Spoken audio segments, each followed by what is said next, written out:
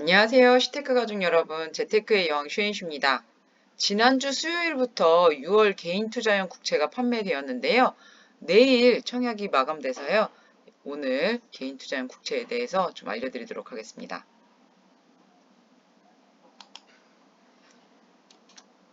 6월 개인 투자용 국채 판매 일정을 살펴보면요. 방금 말씀드린 대로 지난주 수요일부터 청약이 시작됐고요.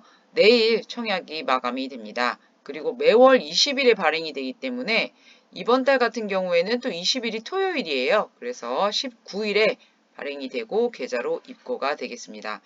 기존에 미래에셋 국채 전용 계좌 같은 경우에 예탁금 이용료가 2.5%였었는데 이제 6월 9일 이번 달부터는 연 2.2%로 조금 내려온다라는 거 기억하셔야 될 것 같고요. 올해 월별 개인 투자용 국채 발행 금리를 보면 매월 조금씩 계속해서 국채 발행 금리가 상승한 모습을 볼 수가 있습니다. 금월에도 지난달에 비해서 모든 월물이 다 상승을 했는데요. 발행 금액은 조금 차이가 있지만 전체 금액은 지난달과 비슷합니다. 개인 투자용 국채 기본 정보부터 알려드리면 매입 자격은 미래에셋 증권에 있는 전용 계좌를 보유해야 합니다. 미성년자도 매수할 수 있고요. 투자 금액은 최저 10만 원부터 1인당 연간 최대 2억 원까지 매수가 가능하고요. 매입 종목은 3년, 5년, 10년, 20년물 이렇게 나누어져 있고요. 3년물 같은 경우에는 매년 이자를 받는 이표채와 만기에 한꺼번에 이자를 지급받는 복리채로 나뉘게 됩니다. 이자 지급 방식은요. 복리채 같은 경우에는 만기일에 원금과 이자를 한꺼번에 수령하는 방식이고요. 이표채는 말씀드린 대로 매년 내가 가입한 시점으로 기준으로 해서 연 단위로 1년치씩 이자를 수령하게 됩니다. 만기 3월물만 이표채가 있다는 거 기억하시고요. 적용금리는 표면금리와 가산금리를 합산을 해서 연복리로 적용이 되는데요. 아까 말씀드렸던 만기 3년물 이표채는 제외됩니다. 표면금리는 전월에 발행한 동일 연물의 국고채 낙찰금리를 적용을 하는데요. 이거는 미리 내가 국고채 관련 사이트에서 전월물을 확인할 수 있습니다. 가산금리는 시장 상황을 고려해서 매월 결정이 되는데요. 3년물 같은 경우에는 가산금리가 미적용됩니다. 개인투자용 국채의 가장 중요한 부분이 바로 세제 혜택인데요. 조세특례제한법에 따라서 2027년까지 매입한 금액 2억 원에 한해서 분리과세가 적용이 되고요. 3년 만기 채권은 분리과세가 적용되지 않고 모두 일반과세로 적용됩니다.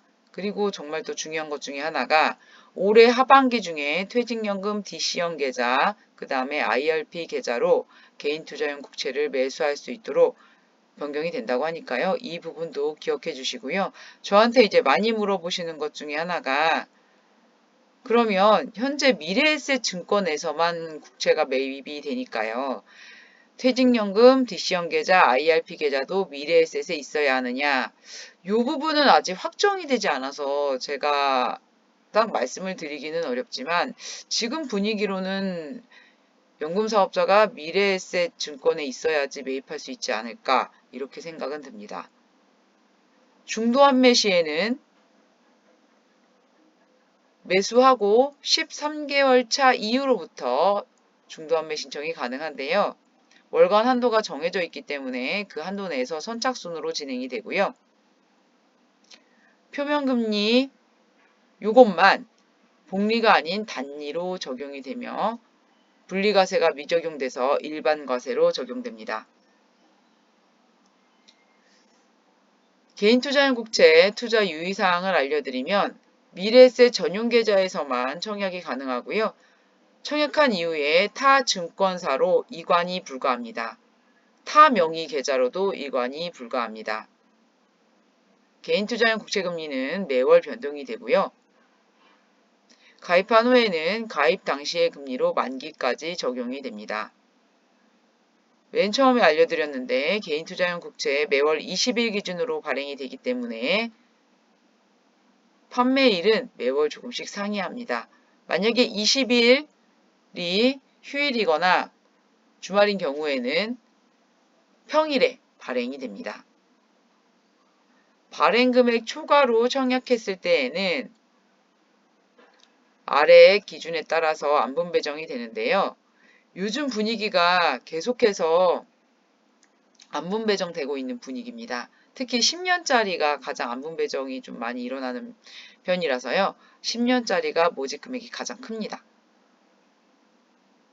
1인당 최대 투자 가능 금액은 연간 2억 원이고요. 만기 보유 시에 매입 순서에 따라서 순차적으로 2억 원까지 분리과세 혜택을 받을 수가 있습니다. 이 세제 혜택은 내년 2027년 12월 31일까지 매입 금액에 한해서 적용이 되고요.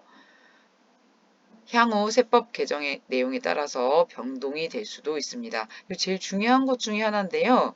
개인투자용 국채 이자 소득은 분리과세로 금융소득 종합과세에서는 제외되지만 만기까지 보유하게 되면 건강보험료 산정에 포함이 됩니다. 물론 중도에 환매하게 되더라도 이자 소득에 들어가기 때문에 건강보험료 산정에 포함되기 때문에요. 특히 은퇴자인 분들 같은 경우에는 금융소득이 1,000만 원만 넘어도 전체 금액이 건강보험료 산정에 들어갈 수 있거든요. 그래서 이 부분을 꼭 기억을 하셔야 합니다. 중도해지를 신청한다 하더라도 금액이 정해져 있기 때문에 해지가 불가할 수 있고 선착순 처리의 원칙으로 또 해지가 불가능할 수 있습니다. 개인투자용 국채 같은 경우에는 담보대출 및 질권 설정이 불가합니다. 개인투자용 국채 6월 중도 환매 내역을 보면은요. 한도 금액이 1조가 조금 넘습니다.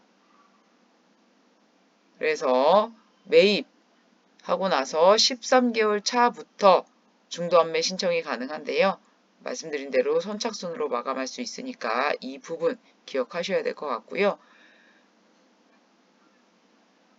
중도환매 신청은 청약 기간과 동일합니다. 6월 10일부터 내일 6월 16일까지 가능합니다. 이자는 표면금리 단위만 적용하고요. 분리과세가 미적용됩니다.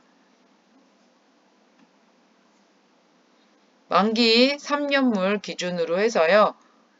6월에 이번 달에 1,000만 원을 매수를 하게 되면 매년 단위 이자는 세 전으로 35만 6,500원씩 지급을 받게 되고요. 3년 차에는 이 35만 6,500원과 나의 원금 1,000만 원을 받게 됩니다. 만기 3년물을 복리채로 투자했을 경우에는요. 만기에 한꺼번에 이자를 받게 됩니다. 1,000만 원을 제외한 실질 이자는 110만 원 정도 되고요. 여기에서 세금을 떼고 받게 됩니다. 만기 5년짜리 같은 경우에는 1,000만 원 투자했을 때 만기 5년 후에 이자는 210만 원이 좀 넘어가고요. 여기에서 이자를 빼고 원금과 이자를 함께 받게 됩니다.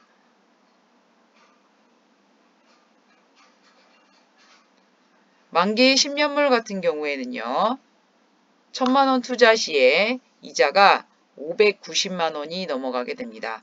그래서 10년 후에 1,000만 원과 그 다음에 세금을 제외한 이자를 받게 되고요.